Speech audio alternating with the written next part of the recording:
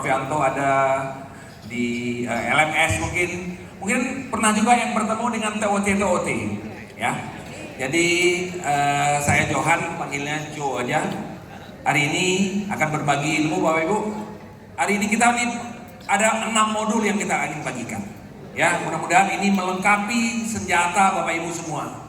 Oke? Siap. B2 aja. Yang ketiga mungkin mengembirakan aja. Kenapa? Kalau Bapak Ibu jadikan itu sintak, jadi robot kita semua. Lalu Bapak Ibu ya, robot. Kita manusia. Setiap pengalaman belajar kita berbeda-beda. Karena itulah Prof Yanto mengatakan tidak sintak. Kami sama Bu Nini beberapa bulan yang lalu pergi ke Maumere. Ya, pesertanya kira-kira separuh inilah Maumere. Bapak Ibu tahu ya, di NTT itu. Siapa yang dari NTT? Ada yang dari NTT? Ada? Ada. Ya. Di NTT daerahnya luas, Bapak Ibu. Pendidikannya banyak tantangannya. Sehingga mau nggak mau gurunya harus growth mindset di sana. Kami berdua Bu Nini tadi dulu melatih 200 orang guru. Ya. Bu Nini mempraktekkan lah bagaimana cara menjalankan pembelajaran mendalam dengan prinsip minimalis. Ya, minimalis. Kenapa? Kalau kita ambil yang ideal, nanti beliau-beliau takut. Ya, kita ambil yang minimalis. Ya, boleh Bu Nini jam terbangnya sangat panjang, beliau bisa mengambil celah-celah mana guru-guru di Maumere bisa memahaminya. Akhirnya apa yang terjadi? Ketika disimulasikan dalam kelas, mereka merasa, wah kami bisa melaksanakan pembelajaran mendalam. Kenapa? Karena Bu Nini bisa masuk ke dalam tempat mereka di mana yang mereka punya. Ya. Ibarat duit Bapak Ibu ya, kalau dia bisa hanya beli gorengan, ya jangan disuruh beli kue mewah. Gunakanlah gorengan itu untuk bekerja. Ya. Sehingga akan terjadi adalah apa? Pemahaman mereka tentang deep learning itu menjadi benar. Deep learning itu Bapak Ibu step by step. Di Jawa pasti berbeda dengan non Jawa. Ya, satu sekolah pasti beda dengan sekolah lain. Karena itulah dibutuhkan growth mindset agar mau apa? Agar mau mengikuti tahap-tahapnya itu proses belajarnya. Oke, mari kita lihat Bapak Ibu. Mengapa ada orang fix dan orang growth? Ternyata ada orang CBT, ada orang OBT. Apa itu CBT? Constraint based thinking. Orang yang berpikir tuh kendalanya seperti kata Pak Menteri. Kalau orang OBT yang dipikirkan adalah apa? Kesempatannya, peluangnya. Sehingga akhirnya orang-orang CBT akan menjadi orang-orang fixed mindset. Orang-orang OBT akan menjadi orang-orang growth mindset. Jadi fixed mindset dan growth mindset itu Bapak Ibu ditentukan oleh bagaimana orang berpikir. Orang berpikir solusi, dia akan berkembang. Orang berpikir masalah akan fix. Sehingga Bapak Ibu nanti ketika bertemu dengan kepala sekolah, pergi ke sekolah, ini yang perlu Bapak Ibu jelaskan. Kalau kita pilih untuk bertahan dengan yang ada, kita akan menjadi orang fix. Tapi kalau kita melihat perkembangannya, melihat peluangnya, kita akan menjadi orang-orang yang growth. Inilah tugas utama kita sebagai pengawas, seperti disampaikan oleh Bu Nunu tadi malam. Orang-orang fix akan terkurung di dunia dia. Orang-orang growth akan makin tumbuh di dunia dia. Orang-orang growth akan mau menerima ilmu baru, akan mau menerima kritik, akan bisa melihat orang lain sukses. Kenapa? Buat mereka orang lain sukses itu adalah inspirasi buat dia. Sementara orang-orang growth, orang-orang fix mengatakan apa? Itu ancaman buat mereka. Mari kita lihat Bapak Ibu. Apa 5 karakter dasar orang fix dan apa 5 karakter dasar orang growth? Okay. Yang pertama, ketika diberi tantangan, yang satu menghindar, yang satu menerima. Misalnya diberi pekerjaan yang belum pernah mereka kerjakan, yang satu menghindar. Kenapa? Takut gagal. Yang satu menerima. Kenapa? Kegagalan adalah proses belajar. Ketika bekerja mereka sulit, yang satu menyerah, yang satu bertahan. Disuruh berusaha, yang satu anggapnya mubazir, yang satu anggapnya peluang.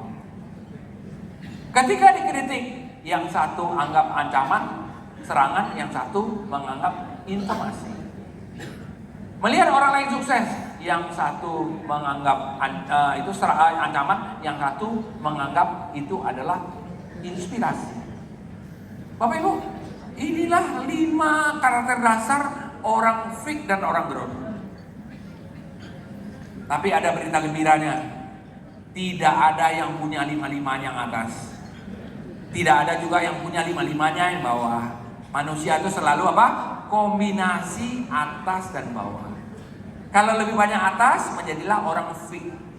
Tapi kalau lebih banyak bawah, menjadilah orang growth. Jadi fake dan growth itu Bapak Ibu akan ada dalam diri kita. Tergantung mana yang kita gunakan sehari-hari.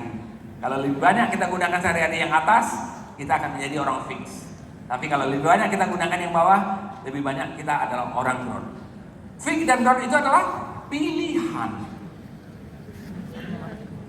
Pilihan. Oke? Sebelum kita masuk ke modul 2, mari kita buka sesi dulu pertanyaan Ibu Nini ya, biar sebelum kita berpindah. Mindset. Nah, di saat Prof menyampaikan tadi terlintas oleh saya itu ada satu lagi istilah law of attraction. Nah, tadi saya coba searching di AI, itu ternyata memang ada perbedaan. Nah, saya bertanya kepada Prof yang ahli grow mindset, apakah kalau dari Islam kan ada usaha dan doa? Nah, apakah ini bisa digabungkan? Kemudian yang kedua, pertanyaan saya, sepertinya ini memang teori sangat bagus sekali, Prof. Karena memang kita berhadapan dengan kepala sekolah, dengan guru, di mana mereka itu adalah orang dewasa, dan itu kesulitan paling besar yang akan kita hadapi. Nah, barangkali saya minta mungkin kalau ada trik, karena saya kemarin ini baru menerima telepon dari teman itu, Prof. Dia menghadapi masalah, laptopnya rusak parah, kemudian laptop itu harus diganti, namun butuh biaya besar.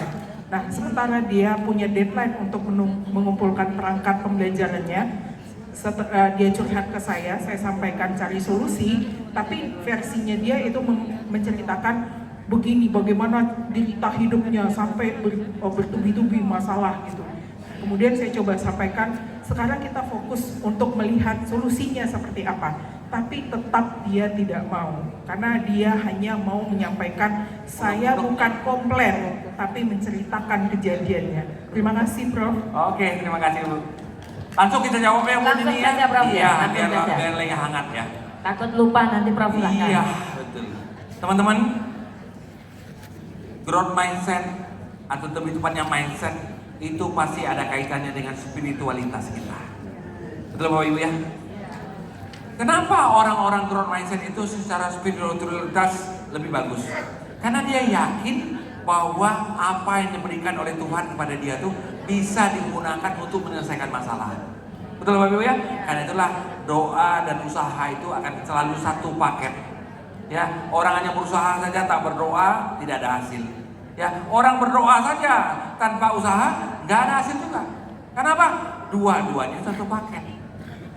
Mari kita hubungkan dengan si ibu tadi yang lagi laptopnya rusak. Kadang-kadang ada orang, Bapak Ibu, yang tidak bisa menerima tekanan. Apalagi tekanan itu ketika dia sedang butuh. Contoh tadi ya, tugas banyak, laptop rusak ya Bu. Ya, itu ibarat main bola kan 2-0 itu tadi. Ya, 2-0. Bagaimana kita menghadapi orang-orang yang hidupnya selalu 2-0 itu? Itulah gunanya Bapak Ibu, kita menjadi apa yang disebut namanya growth mindset practitioner, growth mindset coach. Kenapa? Orang dewasa itu kurang bisa kalau diberi namanya arahan. Lalu kalau kita nggak beri arahan, apa yang kita berikan kepada kepala sekolah kita misalnya? Kita beri mereka pilihan. Oke Bapak Ibu, itu kuncinya. Jangan beri arahan, tapi beri mereka pilihan. Tapi pilihan yang kita berikan bukanlah pilihan kosong. Pilihan dengan penjelasan plus minusnya. Kalau pilihannya A, plus minusnya ini. Kalau pilihannya B, plusnya minusnya ini. Kemudian siapa yang memutuskan? Serahkan kepada dia. Demikian juga kepada ibu itu. Mungkin ibu tinggal mengatakan, Bu, penjelasan ibu udah jelas. Saya sudah paham kondisinya. Sekarang mari kita melangkah maju. Apakah ibu akan bertahan dengan kondisi ini atau ibu akan mencari solusinya? Kalau ibu akan bertahan dengan ini, ibu akhirnya apa? Harus beli laptop baru, harus mahal, harus nggak bisa kumpulkan tugas. Atau Bapak Ibu pilih solusi kedua, mencari apa yang bisa kita lakukan dengan kondisi saat ini. Bapak Ibu, mindset itulah hal yang fundamental, yang tidak mudah diubah. Ya. Jadi kalau Bapak Ibu sudah melihat ada orang yang mulai menunjukkan fixed mindsetnya, jangan dilawan. Ajak dia berbicara untuk apa? Melihat opsi lain. Ya, seperti makanan ya Bapak Ibu ya. Dia mengatakan ini, waduh tiap hari makan padang aja kayak kita orang Padang misalnya. Tapi kita lihat selain makan Padang ada apa? Oh, ada makan Manado, ada makan Sunda, ada makan Jawa dengan berbagai konsekuensinya. Orang mengatakan makan gado-gado sehat, tapi kalau makan gado-gado tiap hari juga nggak sehat, betul nggak Bapak Ibu? Ya, kacangnya tuh digoreng, ya, ada kolesterol di sana. Ya. Sehingga Bapak Ibu bertemu dengan orang fixed mindset, ingat, camkan itu dulu, jangan beri arahan, karena kalau kita beri arahan pasti dia akan melawan kita. Berilah dia apa? Pilihan berikut penjelasan konsekuensinya. Plus minusnya. Ketika dia melihat konsekuensinya Bapak Ibu, insya Allah dia akan memilih konsekuensi yang terbaik buat dia. Kenapa? Karena dia bisa membandingkan dua hal di depan matanya. Kenapa orang kekeh terhadap suatu hal? Karena dia nggak melihat opsi lainnya. Ya. Kenapa? Karena dia dikunci oleh fixed mindsetnya. Sekali mencoba gagal artinya saya nggak mampu. Sementara orang-orang mindset mengatakan apa? Dicoba nggak mampu artinya apa? Saya harus cari jalan lain. Oke? Karena itulah tadi kita sepakat ya, tidak ada gagal, yang adalah apa? Proses. Oke Bu, kira-kira mudah-mudahan menjawab. Ya, baik, tepuk tangan untuk Prof ya. Bro, mindset ini memang luar biasa sebenarnya Bro, kalau bisa diterapkan oleh semua anak-anak di sekolah. Contoh saya dulu, sekolah di SD di RL itu, ada guru saya namanya Pak Dwijo, setiap hari ngajarnya begitu. Anak-anak sebelum berdoa, sebelum belajar mari kita berdoa menurut tata cara kita masing-masing. Berdoa dimulai, berdoa selesai. Setelah itu beliau nyapa kita. Apa kabar anak-anak? Kita diwajibkan menjawab, luar biasa. Allahu Akbar, Allahu Akbar, Allahu Akbar. Saya pintar, saya pintar, saya pintar, saya jujur, saya jujur, saya jujur, saya berkarakter. Itu setiap hari. Lalu beliau bilang, nah inilah yang kamu lakukan setiap hari sampai kamu dewasa. Katakan, sebut nama Tuhan yang punya segalanya. Katakan diri kamu pintar, katakan diri kamu jujur setiap hari. Sehingga ketika saya tamat SMP, saya disuruh berhenti sekolah oleh ibu saya, bukan karena nggak sayang, tapi makan aja susah. Timbullah kata-kata dari Pak Dwijo itu. Oh, kemudian saya minta izin sama ibu, Bu boleh merantau nggak? Kemana? Ke Metro. Boleh, tapi melangkahi 3 kali. Nggak apa-apa. Saya merantau ke Metro. Di Metro semua rumah saya masuki. Singkat cerita, rumah ke-27 yang ngajak saya, Bapak Insinyur Ahmad Maliki, beliau bilang, mau nggak jadi pembantu rumah tangga Sudah saya? bisa ditangkap Prof? Ya. Sudah bisa ditangkap Pak? Dia mantan pembantu. Oke. Ya, saya kerja mantan pembantu. Alhamdulillah saya ketemu. Saya S2 2 kali. Tahun 90 saya selesai S1 di Jakarta. 2005 saya S2 di UHAMKA, Administrasi Pendidikan. 2010 dapat beasiswa dari Departemen Agama, Kajian Agama dan Budaya. Ya. Menurut saya itu Karena tadi, waktu ya Pak ya? Karena waktu. kata Ya. Pak Dwijo tadi. Ya, itu Selain itu beliau mindsetnya. ya beliau kita nyanyi. Selalu lagunya menginspirasi untuk orang supaya tidak takut bodoh. Lagunya gini, hidup kita sekarang makin susah karena dulu malas masuk sekolah. Zaman dulu lain, zaman sekarang orang Ya, bodoh baik. hanya untuk Tepuk tangan. mainan. Oke, Tepuk tangan untuk terima Bapak ya. kasih. Mantap. Prof, 1 pertanyaan detik saya- saja, sebentar, 1 detik saja. Ibu dan Bapak sekalian, kita sebenarnya selesainya kan pukul 17.30 ya. Nanti kita selesai pukul 17 untuk menambahi waktu sholat tadi. Nanti masuk lagi pukul 19 ya. Ya. Kita selesaikan sampai pukul 17 ya. Supaya teman-teman berbagi lebih singkat lebih baik. Ya. Baik, Ya.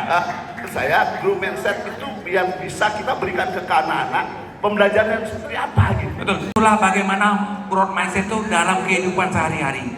Betul Bapak Ibu ya. Bagaimana orang yang nggak mungkin jadi mungkin. Karena apa? Repetisi. Silakan Bu. Terima kasih.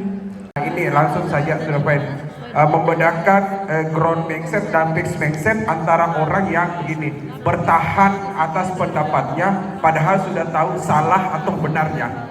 Nah, apakah ini termasuk growth atau fixed mindsetnya? Ya.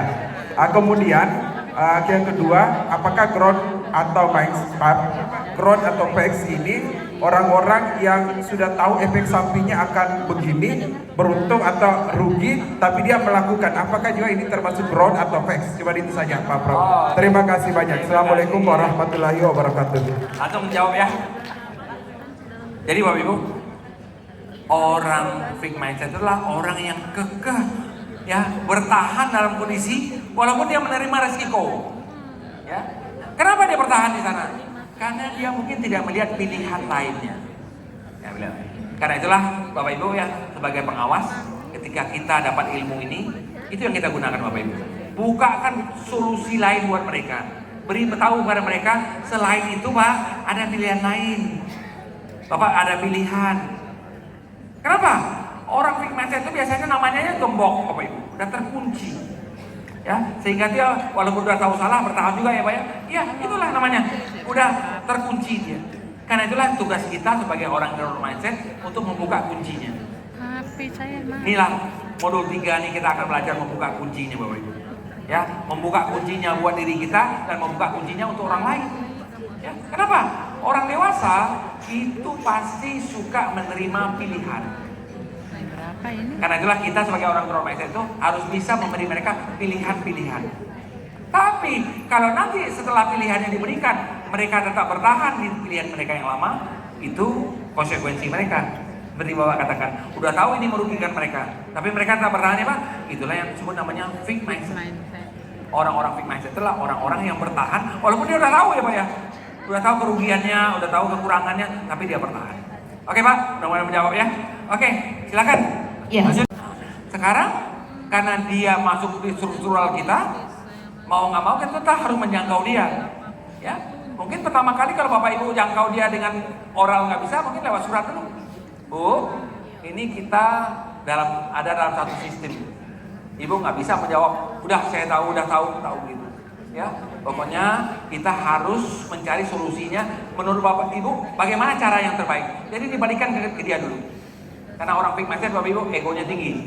Ya, egonya tinggi. Apalagi orang fixed mindset yang sekolahnya bagus. Ya Bu ya? Nah, sehingga artinya apa akhirnya terjadi?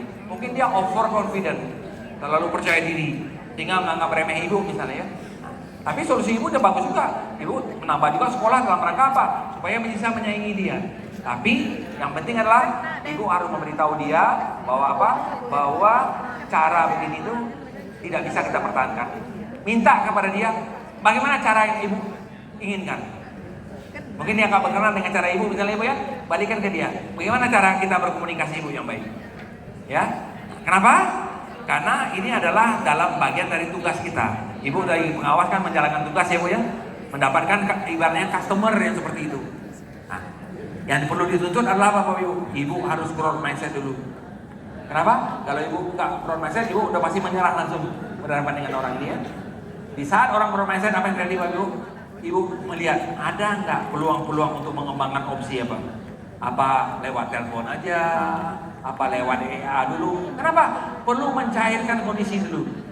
Ya mungkin selama ini agak kaku sama kaku. Ya begitu cair, nanti tanya ke dia. Ibu nyamannya apa? Lewat telepon, lewat WA, atau bertemu muka, atau lewat surat mungkin ya. Kenapa kita mengalah? Ingat, yang dihadapi adalah orang fixed mindset. Orang fixed mindset itu Bapak Ibu ibarat kata ya bebal. Ya bebal. Ya. Sehingga kita yang growth mindset yang harus fleksibel. Betul loh Ibu? Karena apa? Karena memang orangnya ya namanya aja fix dan dikunci. Ya. Nah, karena itu Ibu harus buka pilihan-pilihan buat dia. Suruh dia yang pilih. Ibu mau lewat surat, ibu mau lewat telepon, ibu mau lewat WA, atau ibu lewat tatap muka. Sehingga apa yang terjadi? Ketika opsi-opsi kita berikan, dia mulai berpikir, ya, dia tidak bisa menghindar lagi. Kenapa? Ibaratnya semua pilihan sudah diberikan ke dia. Ya, semua pilihan diberikan. Oke Bu, kira-kira mudah-mudahan memberi ide yang bagus buat Ibu. Prof, apakah masih dilanjut Berpindah. Oke? Ini jawabannya Bu. Bapak Ibu, nanti saya akan membagikan link lewat panitia ya Bapak Ibu ya. Bapak Ibu nanti bisa ngetes diri sendiri. Kira-kira sayanya jenis tipe apa? Ya, bentar ya. Nanti jam 5 kurang sedikit nanti kita bagikan ya. Supaya nanti Bapak sama Ibu istirahat masuk kamar, cek-cek dulu. Wah, ternyata saya tipenya ini ya. Dan nanti boleh dibawa pulang. Boleh dibagikan ke guru kepala sekolah, boleh dibagikan ke berbagai guru-guru. Supaya apa? Karena orang kadang-kadang malu kalau dia tahu tentang mindset dia. Karena itu mindset itu menjadi arena pribadi aja. Maka itu berikan aja linknya kepada dia. Ya, link ini dibuat oleh Direktorat PPG. Ya, boleh digunakan secara bebas. Oke? Jadi kalau kita ingin menguji apa tipe mindset kita, namanya adalah MAP. MAP itu namanya Mindset Assessment Profile. Inilah metode paling akurat untuk mengetahui tipe mindset apa yang kita miliki. Ya. Ketika nanti kita mengikuti tesnya Bapak Ibu akan masuk ke salah satu dari sini. Ada yang tipe namanya FF. FF itu Fig. Ada namanya FG, Fig-Grow.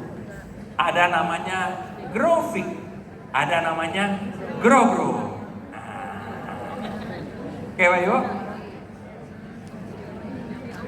Kira-kira menurut Bapak Ibu, mana yang paling sulit ditangani? Fig. Kalau saya mengatakan apa Bu? Bukan fig, frozen fig. Udah membatu. Ya, udah membatu. Tapi alhamdulillah Bapak Ibu, nggak banyak orang ada di sana. Nggak banyak. Sedikit. Ya. Yang banyak adalah di biru dan di kuning. Tugas kita sebagai pengawas Bapak Ibu, bagaimana bisa mengidentifikasi kepala sekolah dan guru-guru yang kita bina, itu dia masuk biru atau masuk kuning. Apa artinya biru? Dia ada di fix, tapi sekali-sekali grow. Artinya apa? Bibit grow-nya ada. Ini yang perlu kita siram dengan pupuk dan air. Tapi kalau kita mendapatkan yang kuning yang banyak, alhamdulillah. Kenapa? Sudah kapal siap berlayar ya Bu ya. Kenapa? Dia sudah punya growth yang kuat. Sesekali jatuh fix nggak masalah. Karena apa?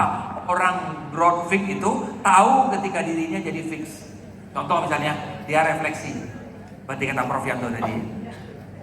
Ketika dia mau tidur, mungkin dia berpikir, kenapa ya hari ini saya marahin orang aja kerjanya? Kenapa hari ini perasaannya nggak enak aja? Kenapa hari ini saya mengajar rasanya nggak mantap? Jadi orang GF Bapak Ibu punya refleksi yang kuat.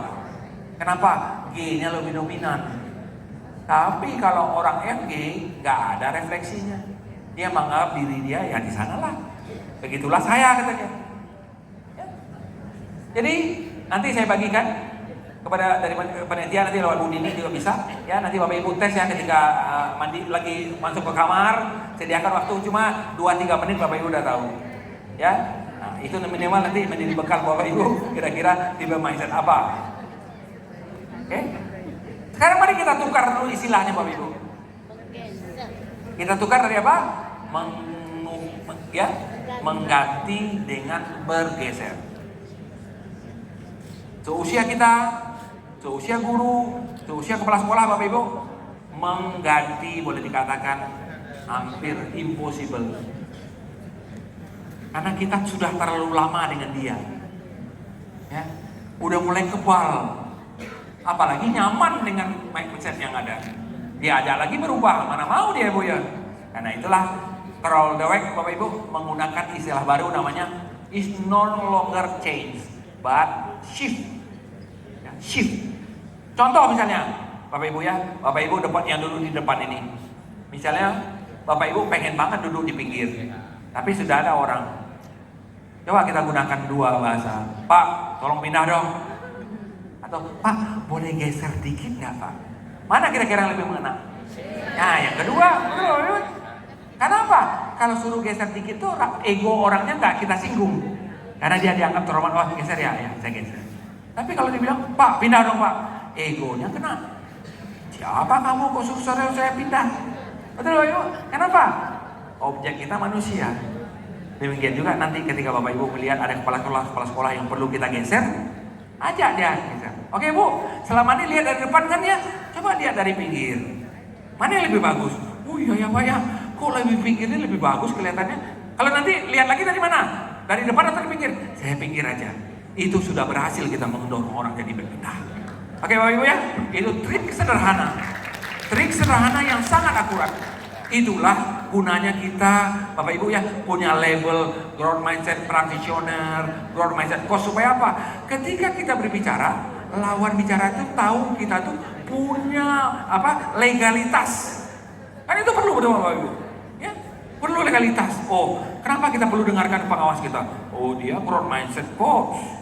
Dia growth mindset practitioner. Dia sudah belajar ilmunya dengan baik. Ya, sehingga dia punya kemampuan untuk begitu. Orang kan paling nggak suka kalau apa? Dia ajarin oleh orang yang rasanya di bawah dia, betul Bapak Ibu?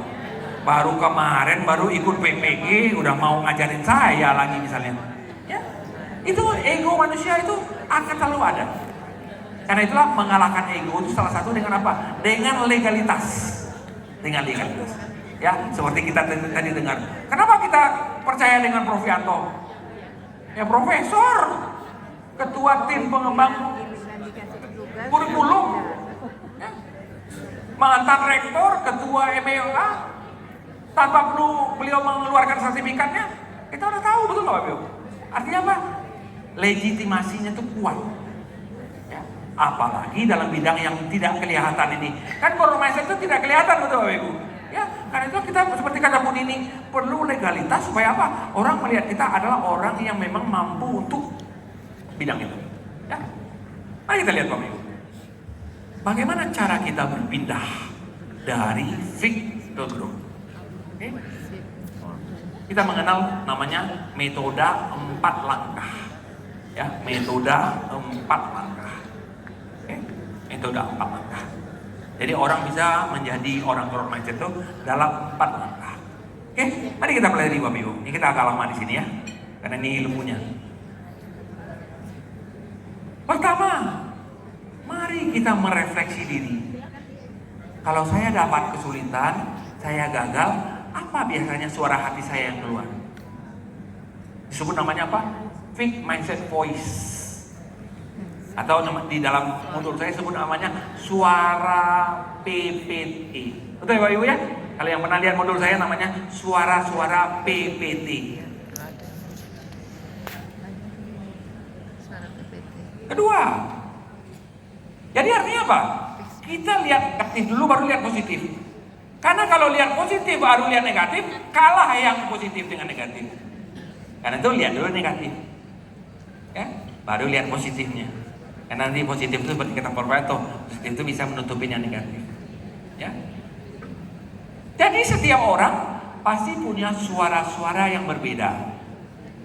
Ya. Ada yang tadi gagal, artinya apa? Ini sesuatu yang memalukan. Kalau gagal ini musibah. Ya, kalau gagal ini adalah sesuatu yang gak boleh diketahui orang lain. Di Jepang kalau gagal harus bunuh diri. Betul Bapak Ibu?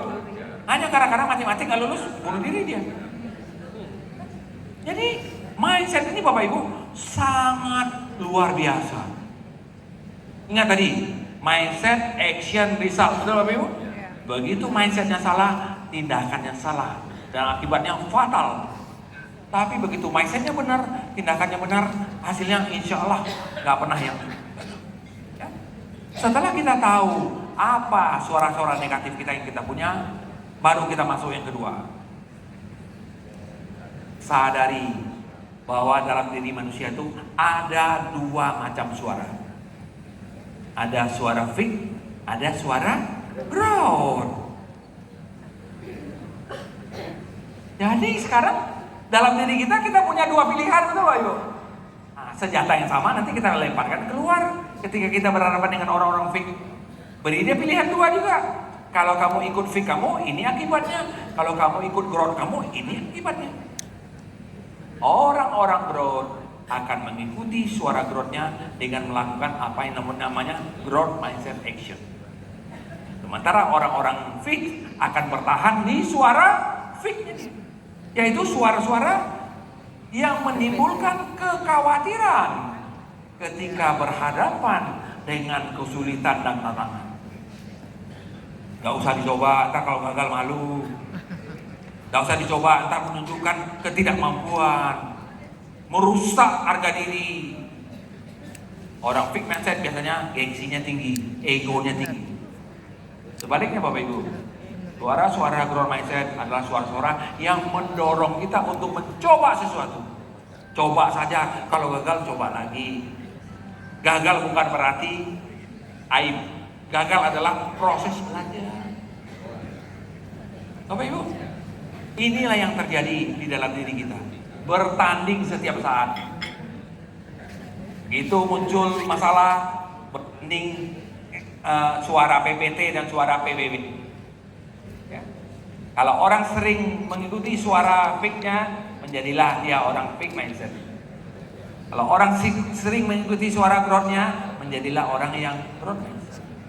Jadi fake dan growth Bapak Ibu adalah pilihan, bukan takdir, bukan pengaruh lingkungan, tapi adalah pilihan pribadi kita. Sebagai orang growth yang sudah diajarin growth, apalagi nanti Bapak Ibu sudah punya sertifikasi growth, Bapak Ibu lihat, Bapak Ibu malu menjadi orang fake. Betul Bapak Ibu? Ada alarmnya. Ada alarmnya. Kalau kita udah jadi growth ya, begitu mau melakukan fake, apa kata diri kita? Katanya udah growth, kok melakukan ini, jadi mundur lagi. Ya, jadi Bapak Ibu ya, pribadi kita akan terbantu dengan adanya suara-suara ini. Seolah-olah menjadi alarm buat kita. Betul Bapak Ibu ya?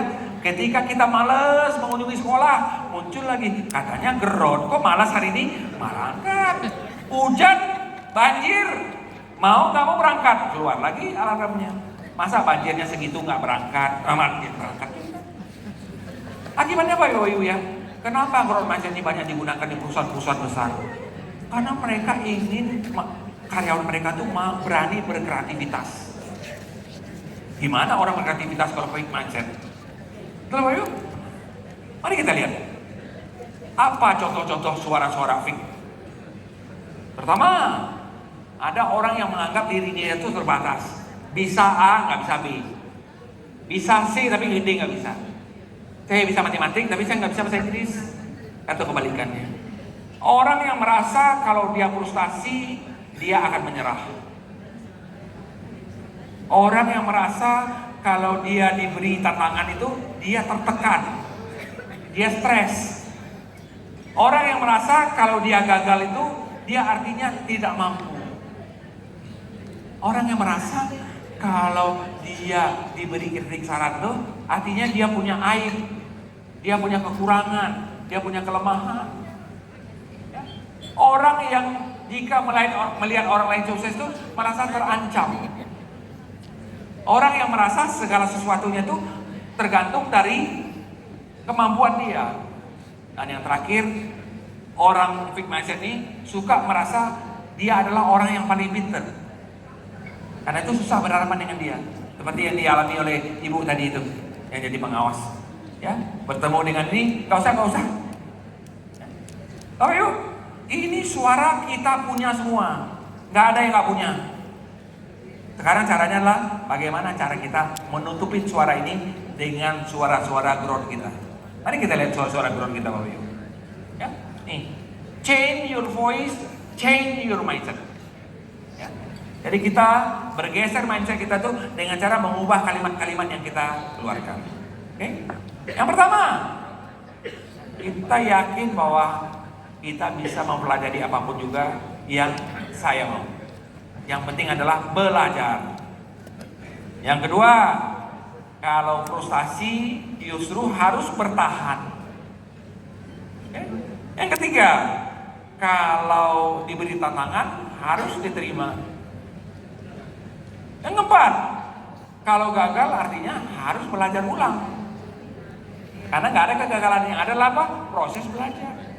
Yang kelima, ya, kalau diberi kritik dan saran itu adalah informasi buat kita. Yang keenam, kalau orang lain sukses itu adalah inspirasi buat saya. Apa yang kita dapatkan itu tergantung usaha dan sikap kita. Dan yang terakhir, orang-orang growth mindset Bapak Ibu lebih suka disebut orang-orang pekerja keras, bukan orang pintar. Karena itulah sering terjadi ya Bapak Ibu, orang pintar itu justru cenderung jadi fix. Orang yang biasa-biasa cenderung jadi growth. Karena itulah orang-orang pintar itu harus di-growth-kan. Supaya apa? Dia bisa lebih hebat. Kenapa? Dia udah pintar. Ya, Ibu ya, udah pintar. Potensinya besar.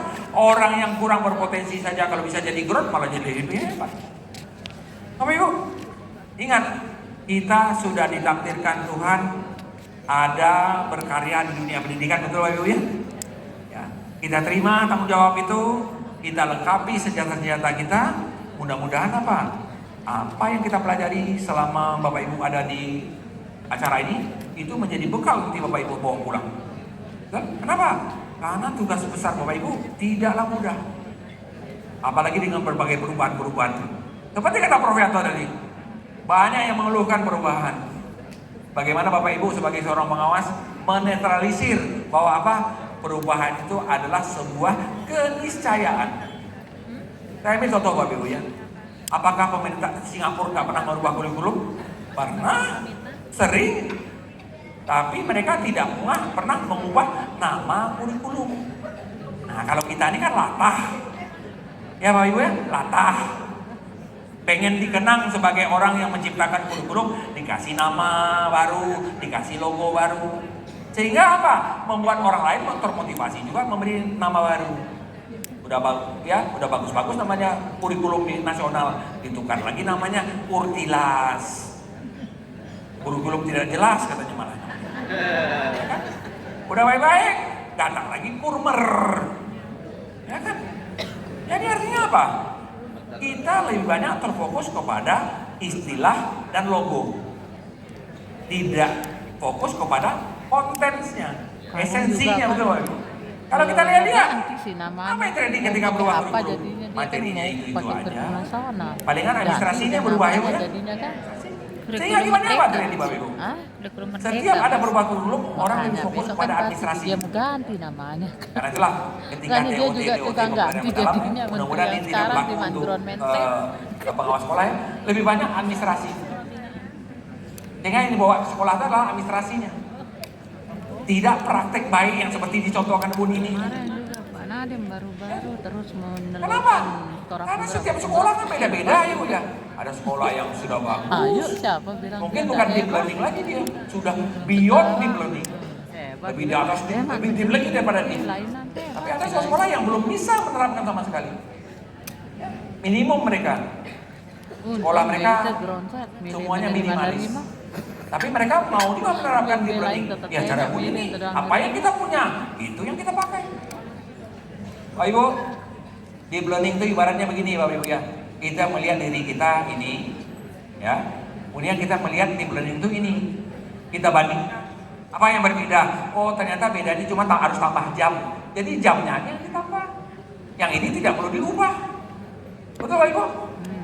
Jadi kalau kita lihat deep learning itu kita hubungkan dengan growth mindset Bapak Ibu, mari kita simpulkan 3. Deep learning itu adalah bagaimana kita mengubah pola pikir kita. Yang kedua, deep learning itu bagaimana kita mengubah cara guru mengajar. Yang ketiga, deep learning itu mengubah cara siswa belajar. Oke, itu camkan kepada guru-guru kita. Kalau mereka mengubah pola pikir mereka bahwa misalnya pembelajaran mendalamnya adalah sesuatu yang berguna untuk masa depan, sehingga mereka mau berjuang. Bagaimana cara mereka berjuang? Mereka mengubah cara mereka mengajar. Dan akibatnya apa? Berubah cara siswa belajar. Itulah deep learning. Ya. Tapi kalau cuma administrasinya aja, kembalilah kita ke hal-hal yang seperti dulu. Yang berubah administrasi, di dalam kelas masih ikut lagu. Apa lagunya? Ya, Aku masih seperti yang yang dulu. Memang itu yang terjadi. Karena sekarang ditanya itu sepertinya. Ayo. Bapak Ibu, Kasihan. inilah yang perlu kita kembangkan di berbagai tempat. Bagaimana kita bisa memilih yang biru dibanding yang hitam. Kenapa? Biru dan hitam itu ada dua-duanya. Tidak bisa di-delete yang hitam. Ya, justru Tuhan memberi kita dua-duanya supaya apa? Supaya kita punya akal, punya iman untuk memilih yang terbaik. Nggak diberi kemudahan. Kalau diberi biru semua, yang hitam di-delete kayak kita nge-delete file dalam flash disk, ya nggak enak, nggak ada gunanya. Kita diberi akal. Karena itulah Bapak Ibu lihat ya, ketika kita berhadapan dengan orang fixed mindset, jangan beri dia petunjuk, tapi berilah dia apa? Pilihan beserta konsekuensi.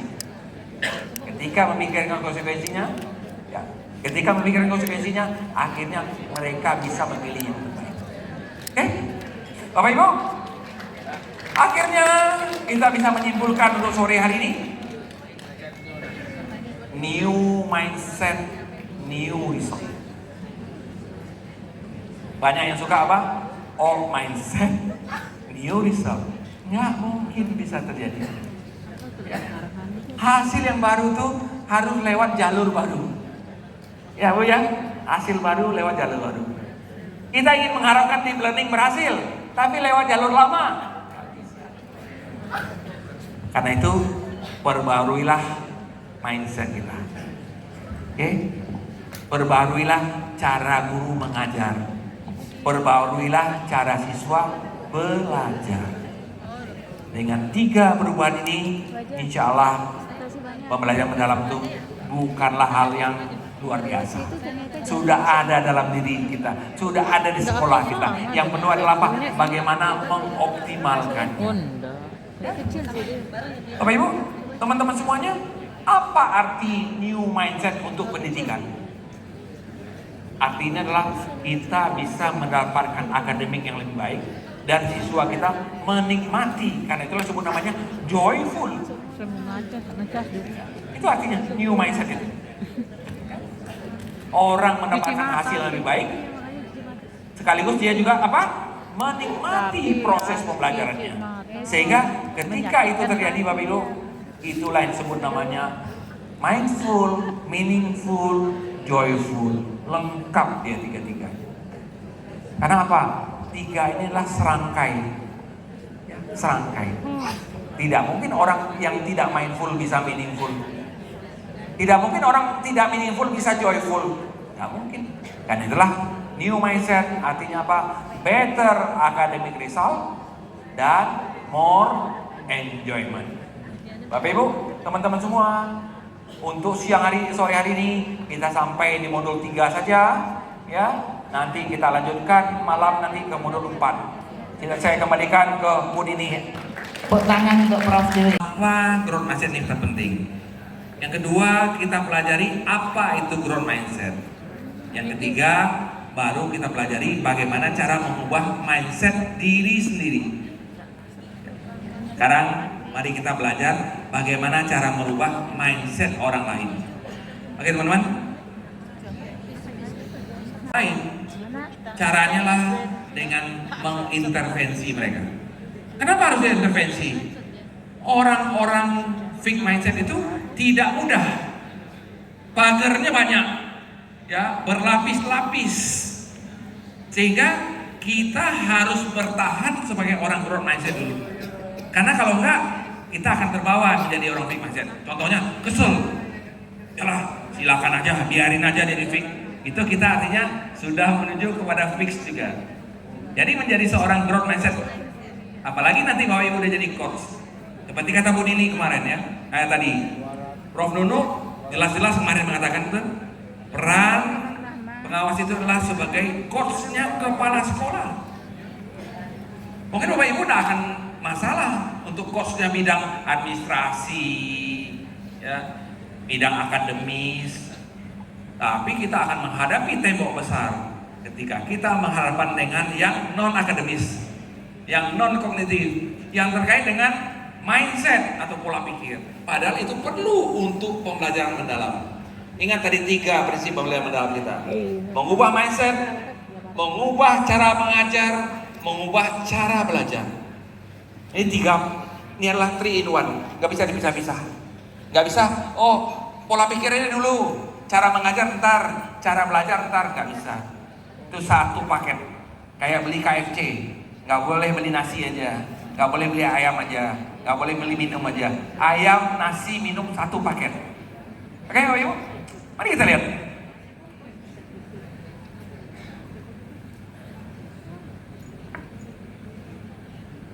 Ada seorang wartawan, Bapak Ibu, mungkin Bapak Ibu pernah dengar namanya Esther Rince Nabitupulu. Dia kemudian membantu saya untuk mensosialisasikan program-program mindset ini. Beliau menulis, intervensi pola pikir bertumbuh bisa meningkatkan pencapaian akademis. Mari kita lihat Bapak Ibu. Orang mengenal ada 2 macam intervensi. Disebut namanya intervensi psikologis. Yang pertama namanya adalah sense of purpose. Purpose itu tujuan. Jadi kita mengintervensi orang dengan mengatakan apa? Belajarlah dengan baik demi masa depan. Jadi tujuannya yang kita sasarkan. Tapi intervensi seperti itu tidak terlalu efektif. Kenapa? Karena masa depan itu masih long time, ya, masih lama, bisa 10 tahun lagi, bisa 15 tahun lagi. Sehingga banyak orang mengabaikan intervensi-intervensi yang bersifat tujuan. Akhirnya para psikolog, khususnya Carol Dweck, memperkenalkan metode intervensi yang kedua yang disebut namanya mindset intervention. Bagaimana kita mengintervensi mindset orang? Dengan memberitahu kepada mereka, ketika belajar ada kesulitan, ada hambatan, ada tantangan, bahkan kesalahan dan kegagalan, itu sama sekali bukan tanda-tanda kelemahan. Itu tanda-tanda proses belajar sedang berjalan. Sehingga orang-orang yang mengalami kesulitan itu tahu, oh begitu ini sulit artinya apa? Ini proses belajar sedang berjalan. Apalagi kita sudah kunci tadi ya teman-teman ya, tidak ada kegagalan. Yang ada adalah apa? Proses belajar. Tidak ada yang sulit, adalah butuh waktu. Tidak ada yang tidak bisa, yang adalah belum bisa.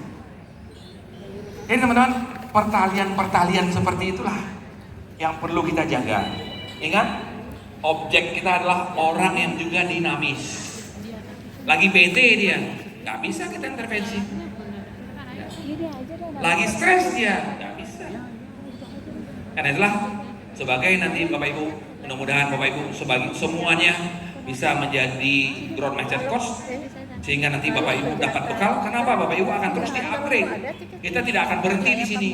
Hari ini adalah 6 modul, itu adalah 6 modul dasar namanya. Nanti kita akan masuk ke advance.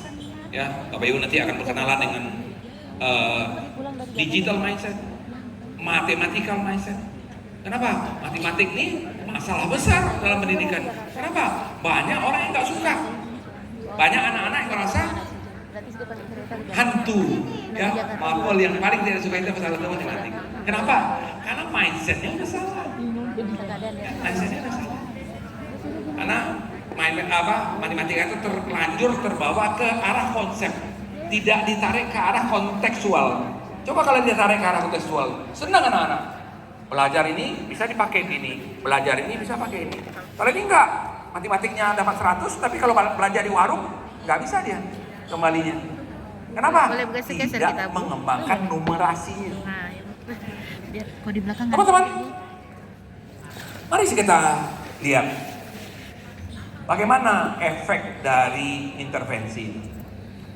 Ini penelitian yang dilakukan di Stanford University. Ada 2 kelas, 1 diintervensi, 1 tidak diintervensi. Dan yang terakhir adalah teman-teman lihat, yang hijau meningkat, yang kuning berkurang, menurun. Inilah semakin meyakinkan Profesor Carol Dweck bahwa mindset intervention itu cukup efektif untuk meningkatkan akademis. Mari sekarang kita pelajari Bapak Ibu. Bagaimana cara SOP-nya untuk mengintervensi? Yang pertama, kita harus mencegah orang untuk menyerah. Makasih ya Bu. Karena begitu dia bilang menyerah, pintu tutup. Ya Bapak Ibu harus menggunakan cara-cara persuasif. Udah 3 kali coba Bu, saya udah nggak mau lagi. Sekali lagi. Ya, Bapak ingat ya? Kita berapa dengan orang? Sudah 3 kali tes, gagal terus. Coba sekali lagi. Itu persuasif. Oke? Begitu dia mau mencoba, langsung kita kunci dia dengan apa yang disebut namanya ujian proses. Wah, bagus Pak, bagus Bu, Bapak Ibu mau coba lagi. Jangan puji hasilnya, kenapa? Bisa aja hasilnya belum ada. Tapi yuk, intervensi ini adalah bukan langsung mendapatkan hasil yang sesuai dengan kita harapkan, tapi kita mencegah orang untuk menyerah. Kita ibaratnya menjaga dia tetap dalam permainan, tetap prosesnya OTW. Ya, kalau dia sudah berhenti, sulit kita OTW kan dia lagi. Ya, mau mulai dari nol itu sangat sulit. Nah, setelah kita beri ujian proses teman-teman, mari kita masukkan ilmunya bahwa ada cara belajar yang baru. Apa cara belajar yang baru? Belajar lewat kesalahan-kesalahan, lewat kegagalan-kegagalan. Kenapa kita tahu jalan yang benar tuh ke kiri? Karena kita tahu orang yang ke kanan salah. Betul Bapak Ibu? Kenapa kita tahu jalan yang lurus? Karena kita udah tahu, coba kiri, coba kanan, gagal. Artinya tinggal lurus. Jadi kita belajar lewat kesalahan-kesalahan, lewat kegagalan-kegagalan orang lain. Itulah namanya apa? The new way to learn. Cara belajar yang baru. Cara lama yang baru gimana? Cara belajar yang lama gimana? Lewat sukses orang lain. Kalau suksesnya begini, kita tiru dia. Tapi saat ini tidak berlaku lagi. Kenapa? Tidak ada orang yang mau membongkar kunci sukses dia Bu ya. Sebanyak-banyaknya dia keluarkan, pasti ada 1-2 yang dia sembunyikan. Kenapa? Karena sukses dia itu adalah lewat usaha dia, lewat kreativitas dia. Kreativitas seseorang tidak selalu bisa kita tiru. Cocok buat A, belum tahu cocok buat si B. Karena itu orang sekarang merubah caranya. Carilah apa kegagalan orang. Kenapa dia gagal? Kenapa dia salah? Kita belajarlah lewat kesalahan-kesalahan itu. Kemudian kita perkuat lagi dengan pernyataan bahwa apa? Ketika terjadi kesalahan, terjadi kegagalan, otak kita sedang bekerja. Jadi kesalahan, kegagalan Bapak Ibu itu memicu otak kita untuk mencari solusinya. Kalau kita growth mindset. Tapi kalau kita fixed mindset, kita terperangkap di proses kesulitannya. Kalau kita orang growth mindset, kita fokus kepada solusinya. Bapak Ibu, growth mindset adalah ilmu yang dinamis. Hari ini kita growth, besok pagi kita bisa jadi fix. Apalagi ada orang-orang di sekitar kita yang memicu kita jadi fix ya, bikin kesel, bikin sebel. Ya.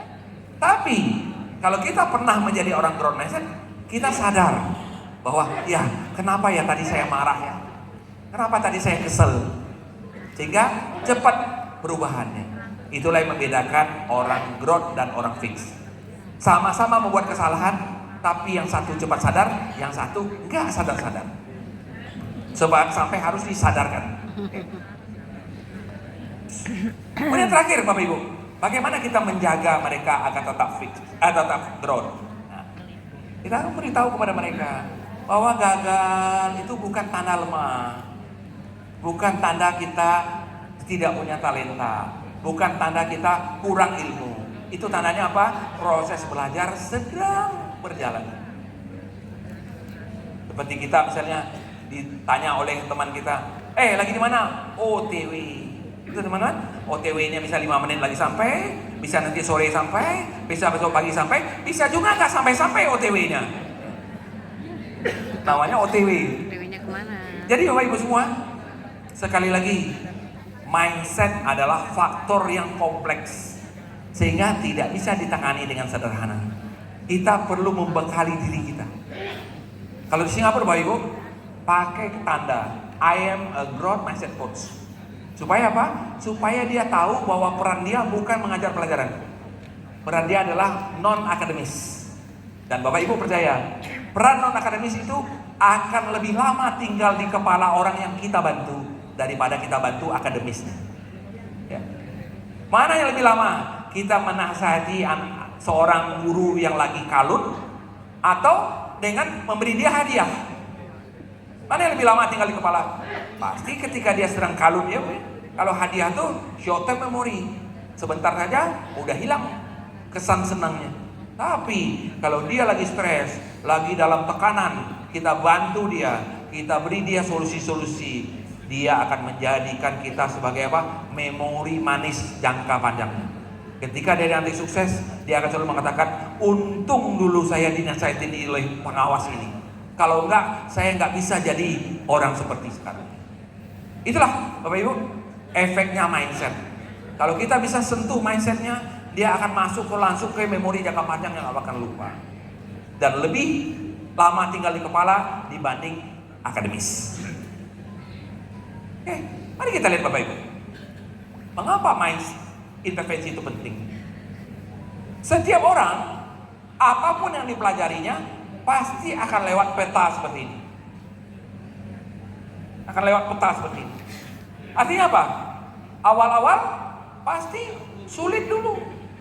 Bingung dulu, salah dulu. Lama-lama dia mulai melihat, oh ini gimana cara naiknya. Pengalaman bingung di sini Bapak Ibu, itu akan menjadi pelajaran seumur hidup. Ketika dia berhasil keluar dari lubang itu, timbul kepercayaan diri dia. Apa katanya? Dulu aja lubangnya lebih dalam bisa keluar kok. Apalagi sekarang lubangnya cuma dangkal. Bapak Ibu, ini pengalaman hidup yang mengubah mindset orang.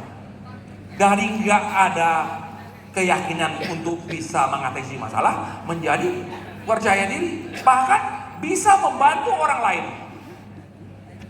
Bisa membantu orang lain. Coba Bapak Ibu ya, misalnya punya pengalamannya, misalnya berenang, pernah tenggelam, tapi berhasil keluar tanpa dibantu orang. Besok-besok ini Bapak Ibu tenggelam, apa kata Bapak Ibu? Gak apa-apa, yang dulu aja lebih dalam, ya, sekarang lebih dangkal. Kenapa ya? Kenapa kita berpikir seperti itu? Karena mindset kita udah dibentuk sama dia. Sehingga Bapak Ibu lihat ya, orang-orang yang kerja-kerja di area-area yang berbahaya, termasuk saya. Ya 10 tahun Bapak Ibu kerja di lepas pantai. Tahu nggak Bapak Ibu bagaimana dia memindahkan kita dari satu tempat ke satu tempat? Masukin keranjang digantung sama helikopter. Kalau diturunkan, anginnya lagi kencang, apa yang terjadi? Kita digoyang-goyang begini. Tunggulah anginnya sampai dia. Emangnya ada yang mau pegangin? Nggak ada yang mau pegangin. Ini. Kadang-kadang Bapak Ibu ya, perlu setengah jam baru bisa berhenti. Kadang-kadang gagal berhenti, terpaksa kita ditarik lagi naik ke atas. Hari Sabtu besok kita orang kritis. Bapak Ibu, sehingga akhirnya apa yang terjadi? Kejadian pertama kita stres, mikir ya, kayaknya pulang aja ke Indonesia nih, ya main ini, ya kerjanya beginian. Tapi kalau kita pikir-pikir malam-malam ya, aduh tadi kayaknya anginnya udah kenceng banget nih, tapi kita berhasil lolos. Kita pikir palingan besok anginnya gak akan sekenceng ini. Kalau sekencang ini pun kita udah mengalaminya. Bapak Ibu, bertahan saya 10 tahun di Amerika. Tiap hari kerjanya itu digantungin. Maka kita kadang-kadang ketawa-ketawa. Kapan nih paketnya mau dikirim nih? Ya, kita nawarin diri paketnya, diikat pakai tali itu. Tarik, ya, bawa helikopter. Kenapa? Udah melewati learning pit nih. Bapak Ibu, learning pit itu apa? Adalah pengalaman belajar di mana kita mengalami kesulitan-kesulitan dan kita berhasil keluar. Dan itu akan menjadi modal masa depan. Dan itu akan menjadi sukses story-nya kita. Seperti saya menceritakan pada Bapak Ibu, saya diangkat pakai keranjang itu. Ya. Tapi sayangnya Bapak Ibu, kadang-kadang orang tua mengganggu. Kenapa orang tua mengganggu? Disiapkan jembatan di sini oleh orang tuanya. Nah, masalah besar muncul. Ya, orang tua nggak tega ya Bu ya, disiapkan jembatannya. Sehingga anaknya nggak pernah nyemplung tapi Bisa langsung. Akibatnya apa? Setiap ada kesulitan, anaknya akan minta bantuan, akan mencari bantuan. Termasuk juga nanti Bapak Ibu membina kepala sekolah sama guru. Kalau Bapak Ibu memberi mereka bantuan yang memudahkan mereka, setiap saat mereka terbentur, langsung cari pengawas.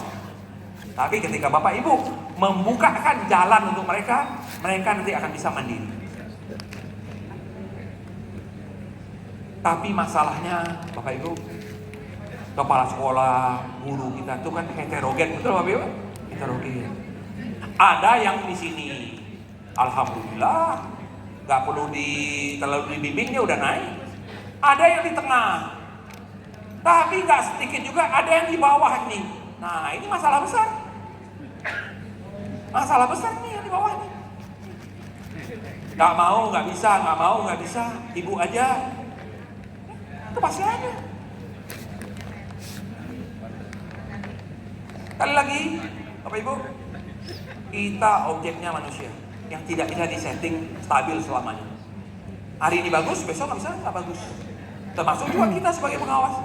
Hari ini sabar, besok bisa nggak sabar. Ya, hari ini sejuk, besok bisa marah. Hari ini growth mindset, besok bisa jadi fixed mindset. Kan itulah, Bapak Ibu, kita harus tetap mengupgrade diri kita. Ya, sehingga yang terjadi apa? Tiap kita jatuh, kita bisa bangkit lagi. Setiap kita melihat ada guru atau orang atau kepala sekolah yang ada di sini, kita akan tarik dia ke atas. Kenapa? Karena sebagai pengawas, Bapak Ibu pasti tidak rela ada sekolah di tempat yang Bapak Ibu bina gagal. Betul Bapak Ibu ya? Ya Bapak Ibu yang menjadi ahli tanggung jawab. Itulah seorang growth mindset coach. Ya.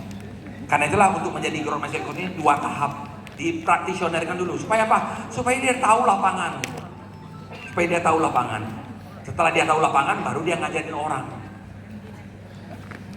Bagaimana Bapak Ibu bisa jadi pengawas kalau Bapak Ibu nggak pernah jadi guru dulu, ya, nggak pernah ibaratnya masuk ke jurang ini dulu.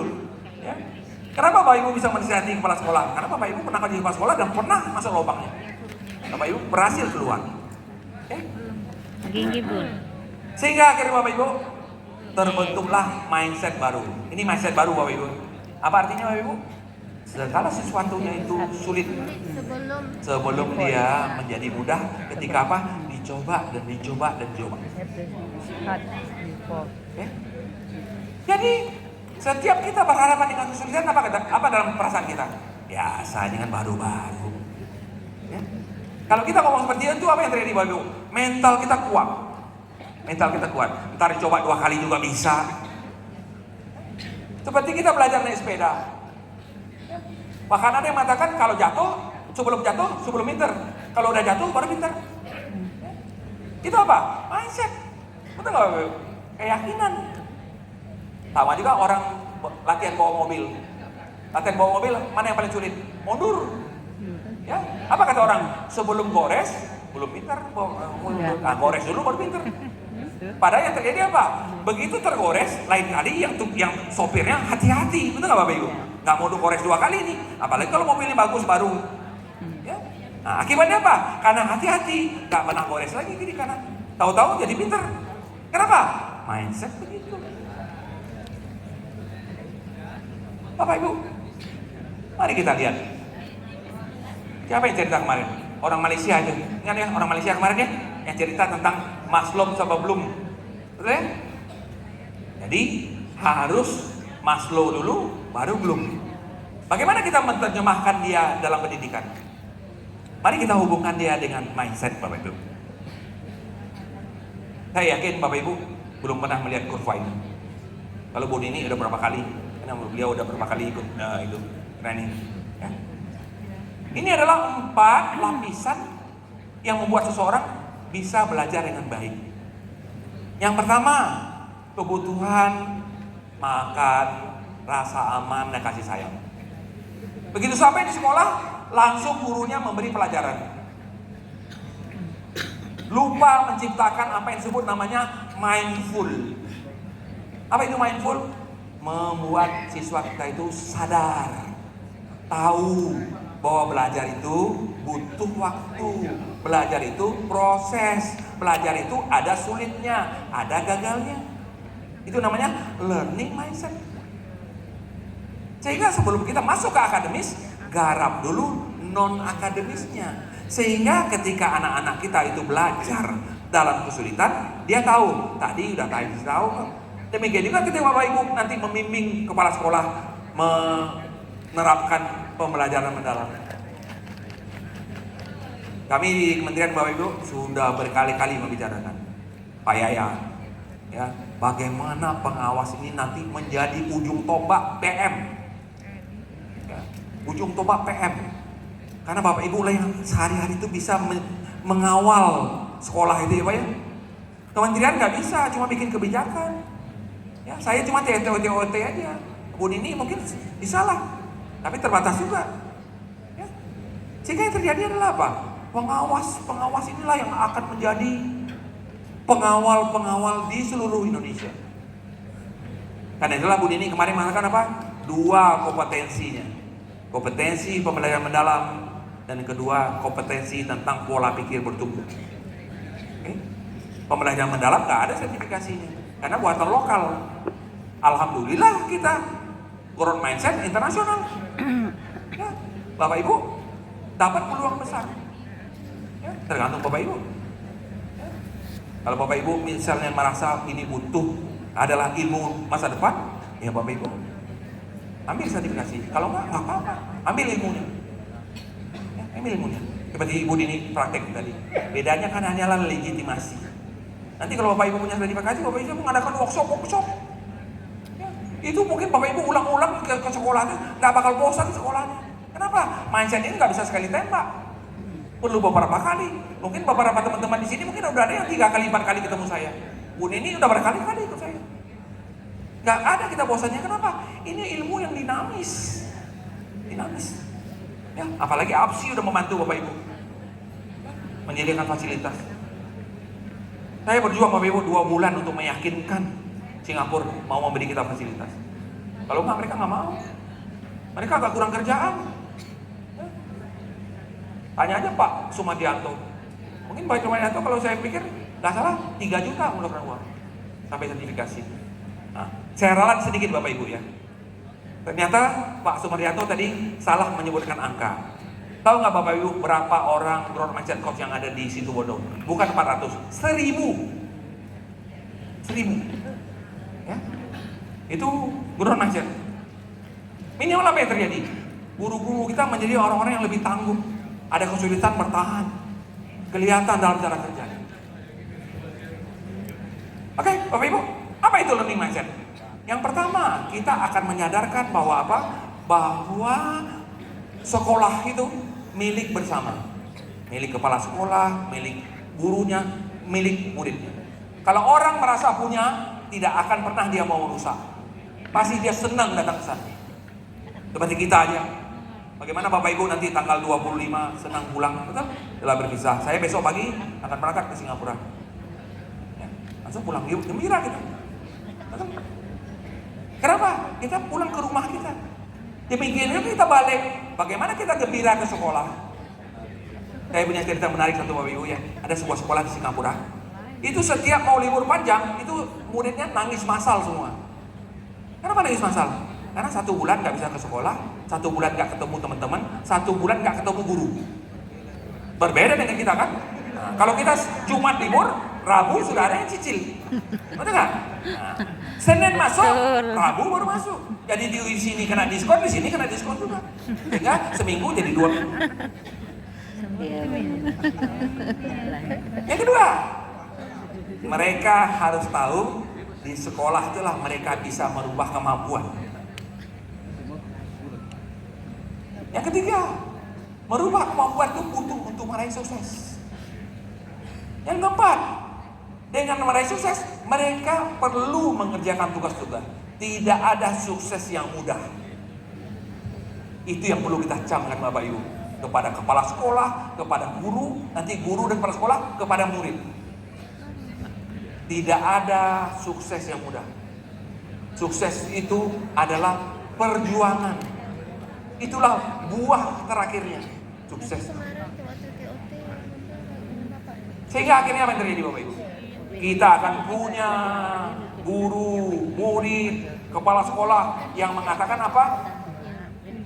Kegagalan adalah peluang untuk bertumbuh. Bukan kegagalan adalah batas kemampuan saya. Kemudian mereka percaya bahwa apa? Mereka berani mencoba sesuatu yang baru. Itulah inovasi. Coba Bapak buka LMS yang modul 1. Saya sudah menyicipkan di sana, namanya KP5. Bagaimana nanti kepala sekolah bisa berinovasi, tidak terjebak di rutinitas. Namanya KP5 modul 1 LMS. Ya. Bapak Ibu, orang-orang seperti inilah pemilik masa depan. Bukan orang pintar, tapi orang yang gigih tangguh. Ya. Orang gigih dan tangguh itu akan mengalahkan orang bertalenta dan orang pintar. Dan itulah kita sebagai pengawas Bapak Ibu harus menjadi pemain utama untuk membentuk kepala sekolah yang growth mindset, untuk membentuk guru yang growth mindset, sehingga akhirnya nanti akan membentuk murid-murid yang growth mindset. Itu butuh waktu. Ketika anak-anak kita sudah menjadi orang-orang yang growth mindset, artinya apa Bapak Ibu? Mereka siap menghadapi tantangan. Kan itulah modul 6 katakan, modul 5 katakan apa? Mereka suka dengan tantangan. We love a challenge. Bagaimana kita bisa membentuk anak-anak kita yang tangguh, kepala sekolah kita yang tangguh, guru-guru kita yang tangguh, dengan menggunakan sebuah rumus.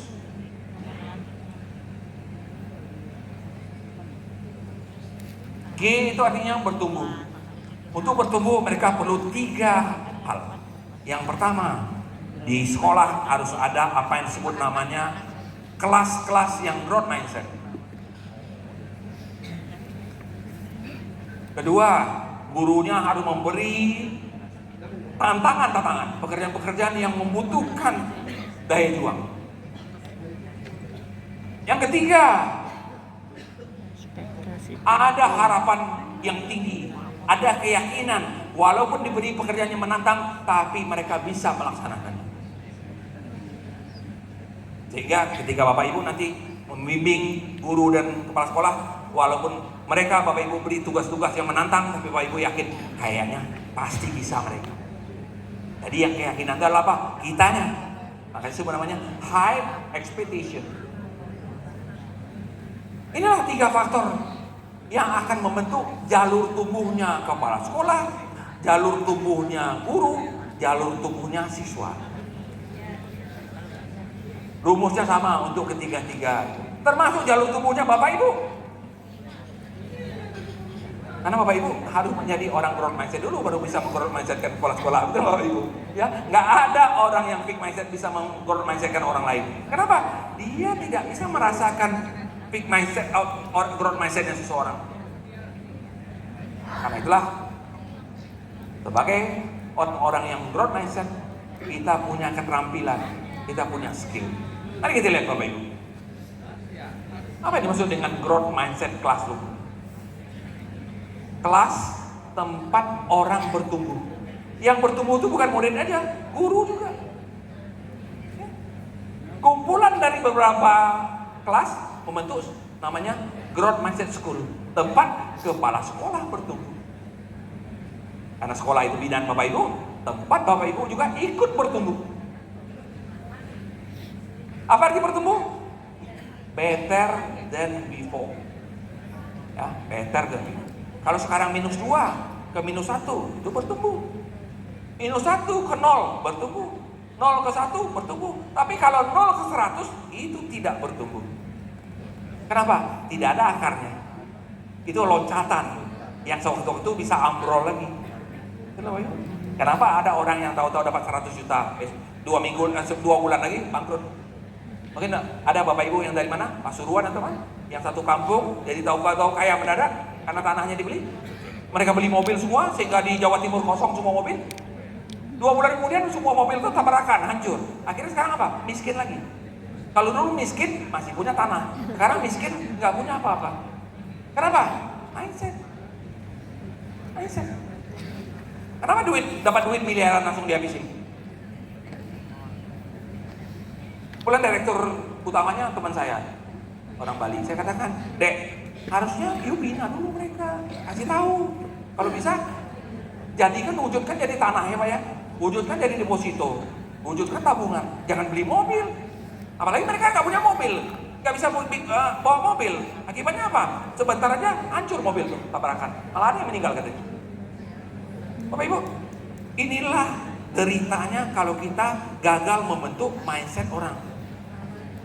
Kalau kita beli aja dia duit tanpa kita bina mindset itu, duit itu malah jadi setan buat dia.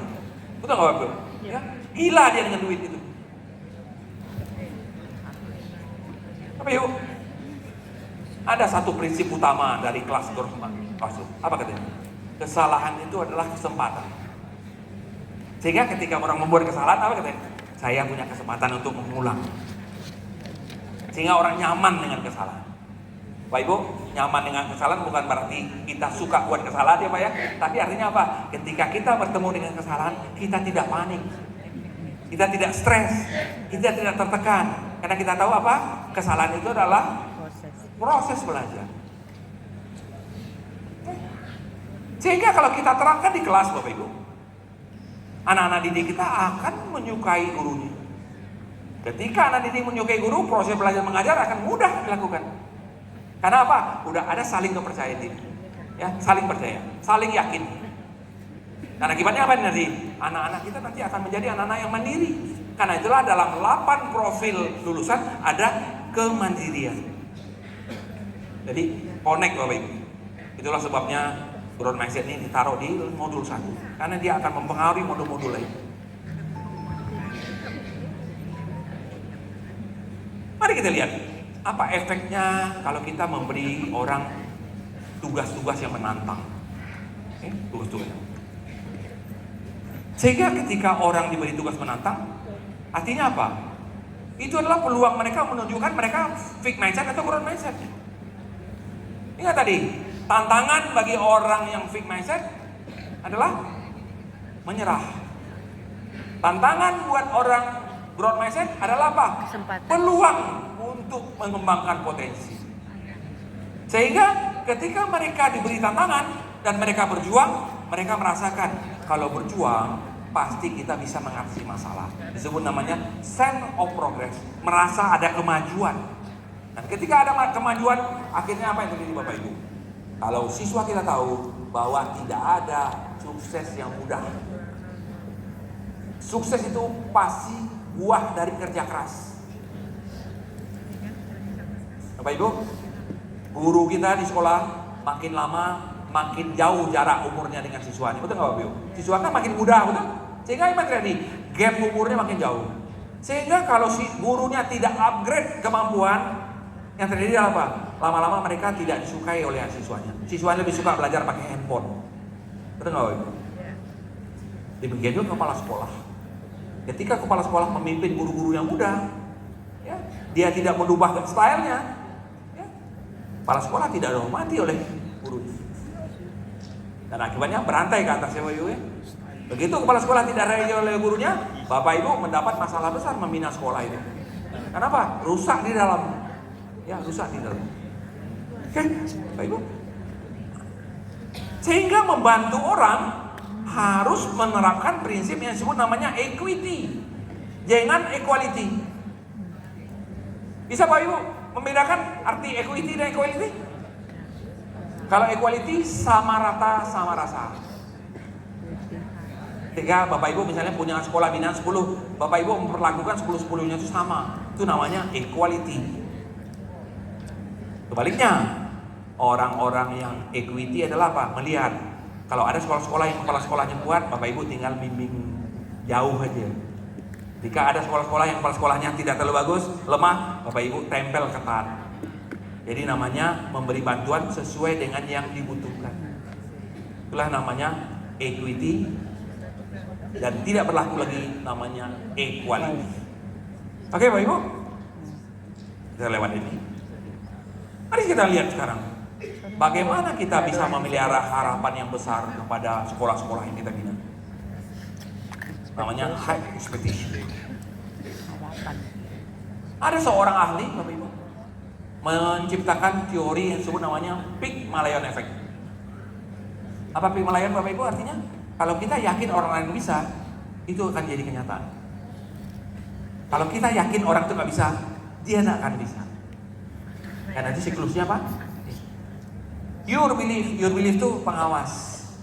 Other belief itu adalah guru dan kepala sekolah.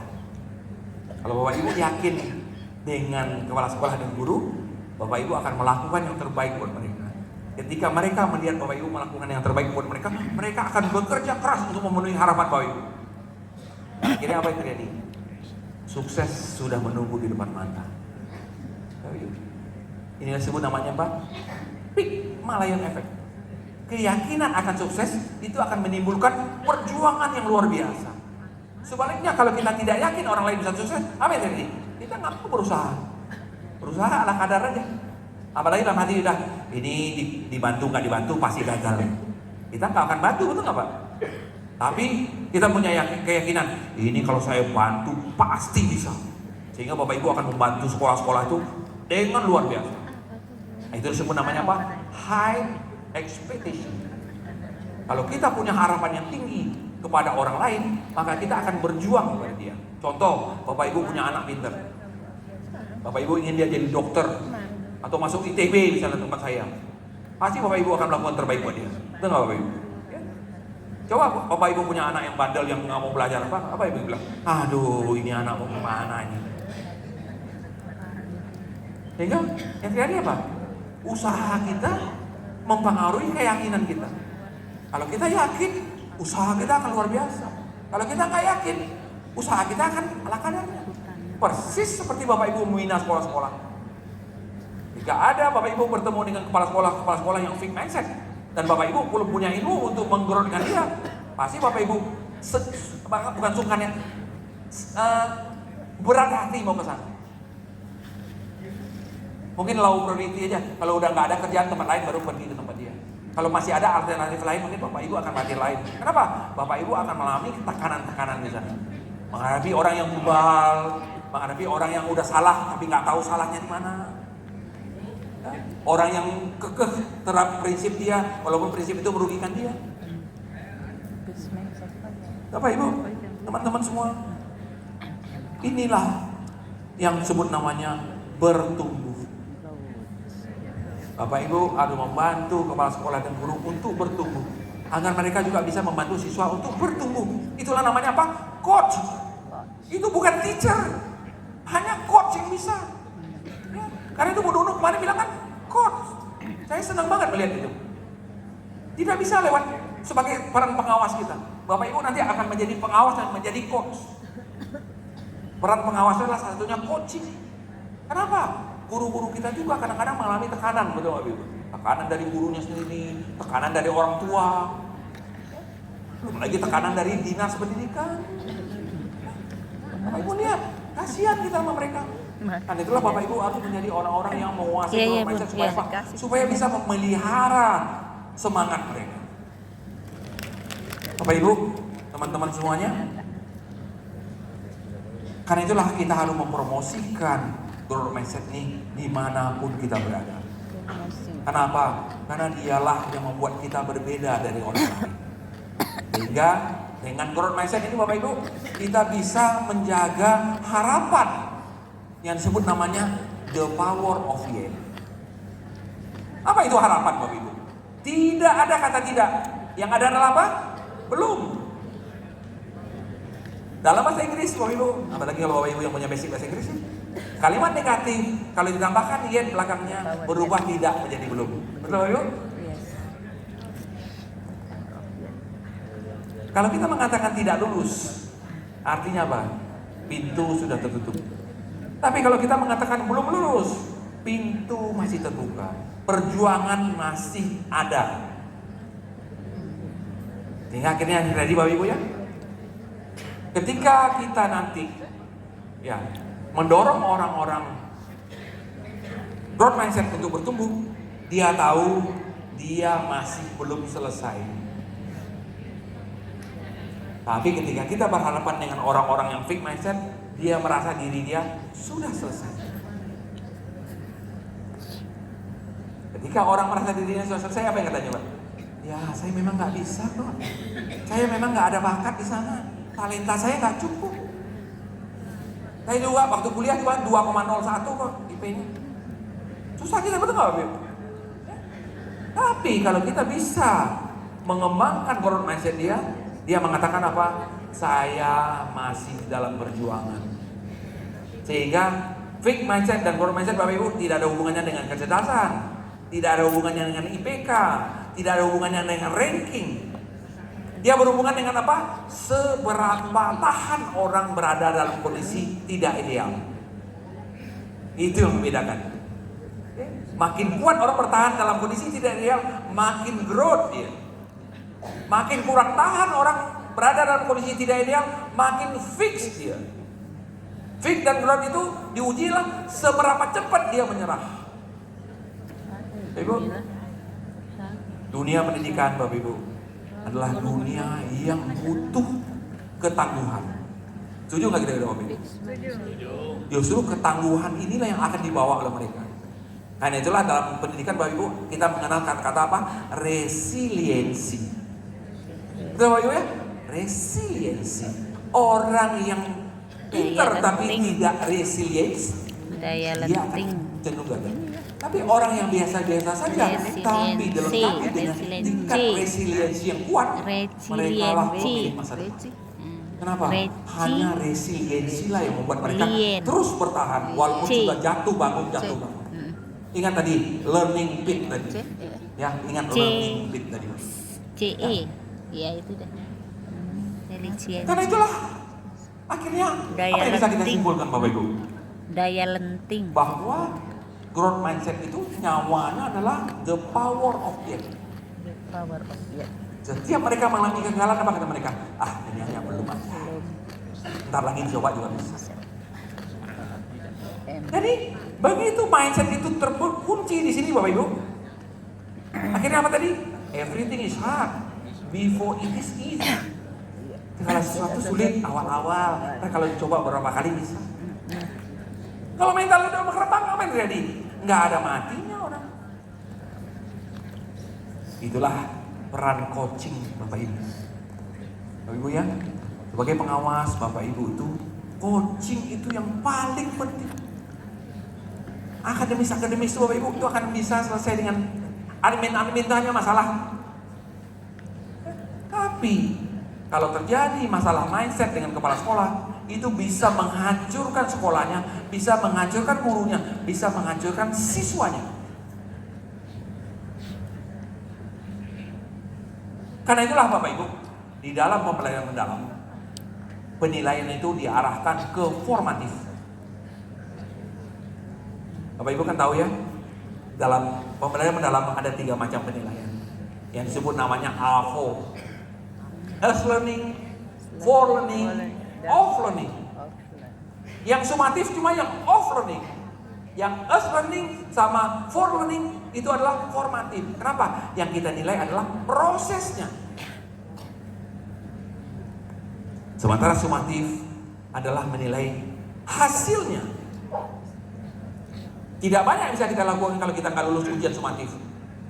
Tapi sangat banyak yang bisa kita lakukan untuk memperbaiki nilai formatif kita. Formatif itu adalah penilaian growth mindset. Kenapa? Yang dinilai adalah proses. Mungkin Bapak Ibu tahu ya, ada sekolah-sekolah internasional yang berbasiskan ID, internasional besar. Mereka tak punya ujian sumatif sekalipun. Mereka 1 semester proyek ya Pak ya? Awal dan tengah nih. Bagaimana anak-anak mengumpulkan data, bagaimana anak-anak mengolah data, bagaimana anak menyajikan data, bagaimana anak mempresentasikan data, bagaimana mereka bertahan ketika mereka diserang data mereka. Penilaian pertama. Itu nggak ada ujian. Pilihlah mana yang paling tepat. Sama main learning kan prosesnya di tengah. Ya, baru di sini Nggak ada akhir. maknanya ujian Setelah begitu. evaluasi nih. Itu ujian hanya memenuhi administrasi doang ya Pak ya. Makanya dia di formatif ini kan ada 2 penilaian di awal sama di prosesnya. Karena itu ujian paling jelek. Ya di sini di akhirnya. Ujian yang tidak menimbulkan makna apa-apa kepada orang. Lulus pun nggak tahu hebatnya di mana. Kadang-kadang pakai kancing juga bisa lulus. Udah banyak A sekali B, tahunya bener. Udah banyak B sekali C, bener lagi. Akhirnya berubah mental orang. Kalau multiple choice nggak usah belajar, ntar pakai ramalan aja bisa. Apalagi statistik mengatakan apa? Kalau kita multiple choice 10 soal, Bapak Ibu ya, asal isi aja, itu ada 2 kemungkinan benar. Statistik mengatakan begitu. Bapak Ibu, karena itu akhirnya apa yang terjadi? Ketika pembelajaran mendalam ini diterapkan, nanti penilaiannya akan menjadi formatif seperti ini, Bapak Ibu. Bagaimana membuat mereka resep refleksi, seperti kata Prof. Yanto tadi. Ciri khas pembelajaran mendalam adalah apa? Unsur refleksinya. Itu yang membedakan. Kemudian yang kedua, unsur karakternya, nilai dan karakternya. Yang ketiga, unsur aplikasinya. Jadi kalau Bapak Ibu nanti ditanya oleh kepala sekolah, Pak, Bu, kira-kira apa sebenarnya yang berbeda antara pembelajaran mendalam dengan yang sekarang? Bapak Ibu jawab 3 itu. Ya. Yang pertama, ada unsur nilai dan karakter di seluruh mata pelajaran. Oke. Yang kedua, ada unsur aplikasinya yang berbasiskan kreativitas dan inovasi. Dan yang ketiga, ada unsur refleksinya. Supaya nanti Bapak Ibu fasih menjelaskan kepada kepala sekolah dan guru apa beda pembelajaran biasa dengan pembelajaran mendalam. Karena itu salah satu masuk kompetensi Bapak Ibu. Sepanjang sebelum ada pergantian pejabat Bapak Ibu, pembelajaran mendalamnya akan sampai di 2029. Yang pertama ini baru 15%, nanti 30%, nanti 50%, nanti 80%, terakhir 100%. Bapak Ibu akan ada di sana 5 tahun. Karena itu lengkapi ini. Pembelajaran mendalam fondasinya adalah growth mindset. Itu fondasinya. Bapak Ibu, mengapa kita perlu formatif?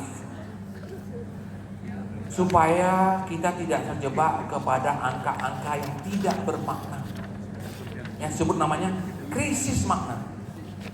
Ketika orang mendapatkan nilai tinggi tapi tidak memberi dia kemampuan untuk mengelola diri dia.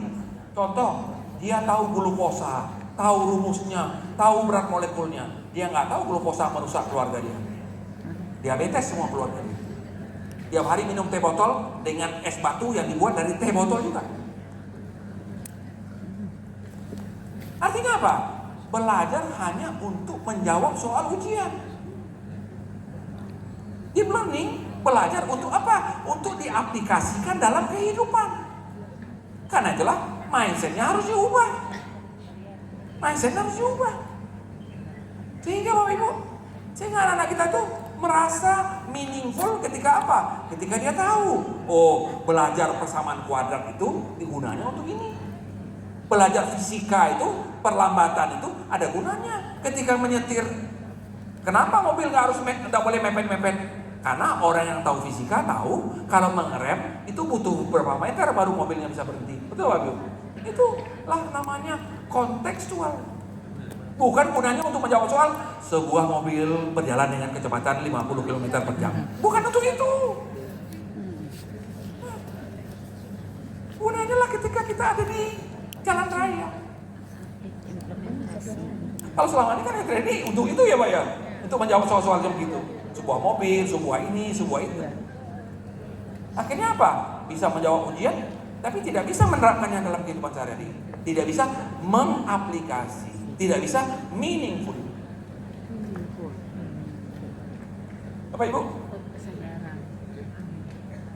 mari kita tutup sesi ini dengan sebuah pernyataan. Tugas guru bukanlah membuat siswanya itu hebat sesaat. Bukan tugas dia. Tugas mereka adalah apa? Untuk membuat mereka bisa tumbuh dan berkembang. Untuk bisa membuka pintu masa depannya. Untuk bisa beradaptasi dengan perubahan. Untuk bisa bangkit kalau mereka gagal. Itulah tugas kita Bapak Ibu. Bukan memberi mereka nilai 100. Bukan memberi mereka ranking 1. Tidak, itu bukan tugas kita. Itu adalah dampak.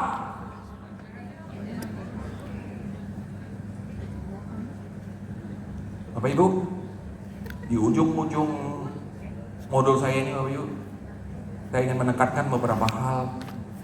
Yang pertama Bapak Ibu, talenta itu tidak ada artinya kalau mereka tidak punya ketekunan dan kegigihan. Talenta itu akan menjadi pepesan kosong yang tidak berguna buat masa depan mereka. Itu hanyalah bersifat potensi. Kalau potensi tidak dibarengi dengan kegigihan dan ketangguhan, potensi itu akan hilang dengan sendiri. Tapi walaupun orang talentanya tidak terlalu bagus, tapi dia punya kegigihan, dia punya ketangguhan, itu akan menjadi faktor pembeda dia dengan orang lain. Karena itulah Bapak Ibu lihat ya, mengapa banyak orang sukses dulunya miskin, dulunya bodoh sekolah, dulunya drop out. Tapi mereka bisa lebih sukses daripada orang yang S3. Bisa lebih hebat daripada orang profesor. Kenapa? Dia mempekerjakan profesor jadi konsultan dia. Kenapa? Karena dia gigih dan tangguh. Walaupun talentanya nggak terlalu hebat. Bapak Ibu, growth mindset ini perjalanan panjang.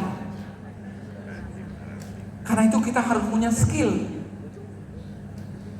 Bukan perjalanan pendek Bapak Ibu. Ini maraton, bukan 100 meter sprinter. Tidak. Ini maraton. Perjalanan, journey. Bukan stempel, bukan deklarasi. Sehingga apa yang terjadi Bapak Ibu? Kalau orang punya growth mindset, dia siap mendaki walaupun dia belum tahu puncaknya di mana.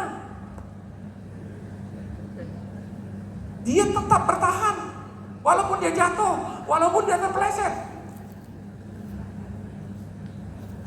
Growth mindset membuat orang yakin bahwa usahanya itu tidak sia-sia.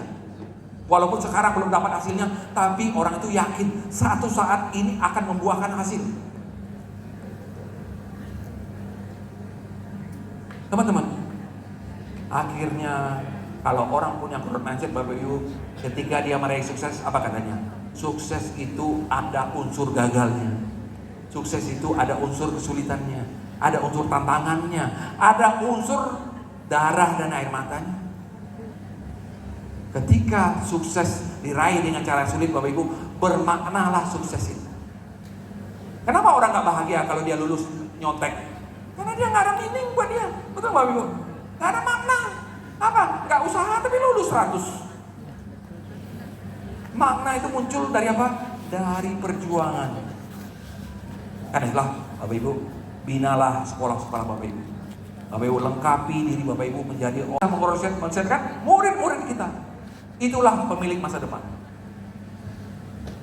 Bapak Ibu, mari kita benahi pendidikan kita dengan mengembangkan growth mindset di sekolah.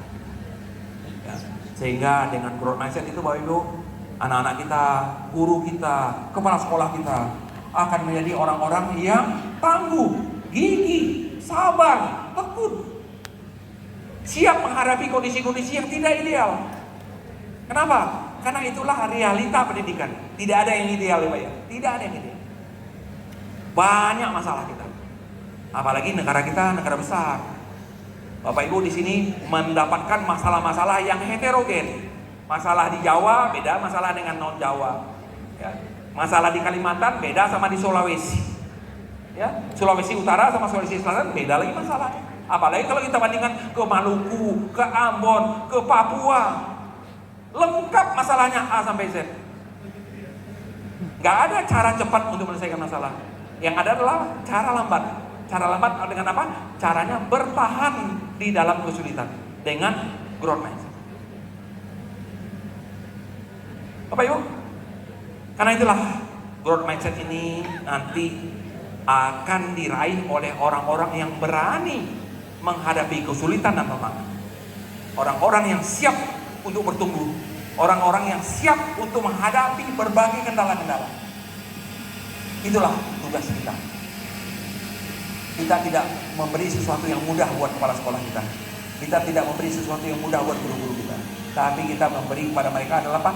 Jalur buat mereka untuk bertumbuh, agar mereka juga nanti bisa membentuk jalur tumbuh buat anak-anak mereka. Bapak Ibu, karena itulah kita di Singapura, Bapak Ibu, dengan bimbingan dari Stanford University membangun program-program ini, Bapak Ibu, tidak sebentar, bertahun-tahun, bertahun-tahun. Hanya aja Pak Sumardianto, bagaimana kita berjuang. Kenapa? Karena dia dinamis. Pak Sumardianto, teman-teman, udah mencapai level tertinggi. Namanya Growth Mindset Advanced Coach Internasional. Mudah? Tidak. Perlu perjuangan. Berkali-kali kita harus Zoom meeting, beliau di Situbondo, saya di Singapura. Karena itulah akhirnya kita bisa mensertifikasi 1.000 orang kepala sekolah dan guru di Situbondo. Baik Ibu. Pembelajaran mendalam itu punya 4 fondasi dasar. Ya, 4 fondasi dasar, 4 kakinya. Ketika kita merancang itu 4 kaki. Ya, kaki pertama growth mindset. Itu untuk mindful. Kaki kedua, mind map, itu untuk meaningful, maka itu namanya peta konsep di dalam pembelajaran mendalam. Nama kerennya growth mindset. Ya. Yang ketiga, karakter education. Di memahami, Bapak Ibu lihat ya, ada namanya pengetahuan nilai dan karakter. Bagaimana guru matematika, guru fisika, guru kimia harus menjadi guru karakter? Karena selama ini mereka menganggap mereka adalah guru akademik. Nah ini rumus-rumus saja. Yang guru karakter adalah guru agama, guru PKN, guru sejarah. Kalau masalah, guru BK kirim. Selesai masalah. Ayo. Yang keempat, namanya creativity innovation. Ini di mengaplikasi pendalaman pengetahuan. Bagaimana orang bisa menggunakan pengetahuannya untuk menyelesaikan masalah lewat creativity innovation. Kami di Singapura, Bapak Ibu, menerbitkan 4 sertifikasi internasional dalam bidang ini. Saya nggak tahu nih, kayaknya Pak Sumardianto kayaknya udah semua punya. Udah punya semua. Ini harus bertahap.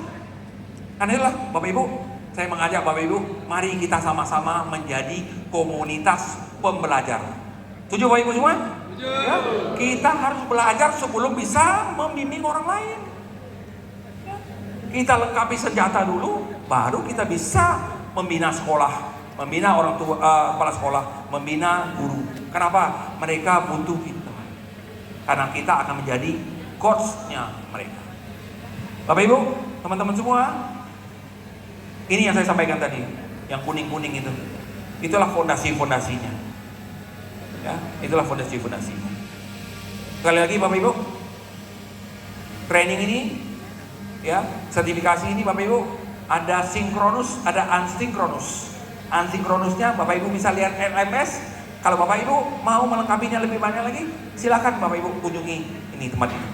Buku ini murah, ya. Kalau saya murah bukan karena saya orang Singapura, Bapak Ibu, karena memang benar-benar murah. Ya, benar-benar murah untuk kelas kita lah. Ya, kalau puluhan ribu buat kita kan nggak ada masalah harganya. Ya, kalau kecuali puluhan juta, ya, kalau puluhan ribu nggak masalah. Sampai 100-200 ribu mungkin buat kita, bukan kita kaya tapi masih bisa di-handle. Ya. Oke, Bapak Ibu semua, mudah-mudahan kita bisa nanti melanjutkan. Ya.